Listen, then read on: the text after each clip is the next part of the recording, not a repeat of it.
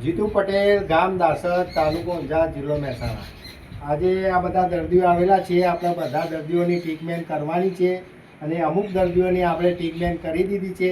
આપણા દર્દીઓને પૂછીશું કયા ગામથી આવ્યા, કેટલું રિઝલ્ટ મળ્યું અને કેટલા ટકા ફરક પડ્યો.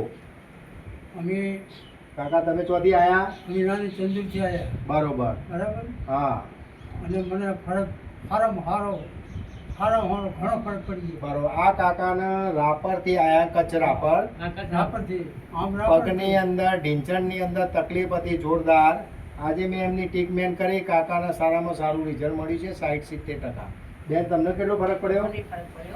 આ બેનને પણ ઢીંચણની અંદર તકલીફ હતી. આ બેનને પણ સારું રિઝલ્ટ મળ્યું છે. આ કાકો કયા ગામથી આવ્યા? અમદાવાદ. આ કાકો અમદાવાદ. તમારું આખું નામ? મારું નામ પુષ્પેન્દ્ર નટવરલાલ ઠાકર. બરોબર. અમદાવાદમાં તો સિવિલ સર્વન્ટ હતો બરોબર. અને છેલ્લા 1 વર્ષથી ઊભો રહેવાની તકલીફ હતી. બરોબર. ચાલવામાં તો 2 મિનિટ ના ચાલી હતી. બરોબર. એના બદલે મેં અમની સારવાર લીધી. મને 70% ફેર છે. હું 10 મિનિટથી ઓંટા મારું છું અને 5 મિનિટથી ઊભો છું. બરોબર. હું આ મણિકાકા અને અમારા જીતુભાઈ. પૂજ્ય જીતુભાઈ સાહેબ એ બંનેનો દિલથી આભાર માનું છું.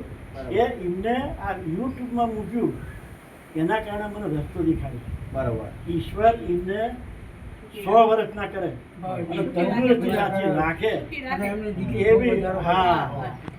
અને એમને ભગવાન બહુ સારું આપે, હજુ વધારે સારી સેવા કરે બરોબર. એવી પ્રાર્થના કરું.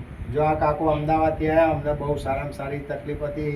તકલીફ દૂર થઈ ઢીંચણની અંદર અને કમરમાં પણ દુખાતું હતું. 1 વર્ષથી તકલીફની પીડા હતી અને આજે યુટ્યુબના માધ્યમથી મારો વિડીયો જોઈને અહીંયા આવ્યા અને વિડીયોથી એમને આજે ટ્રીટમેન્ટમાં નંબર આવી ગયો અને એમને સારામાં સારું રિઝલ્ટ મળ્યું છે.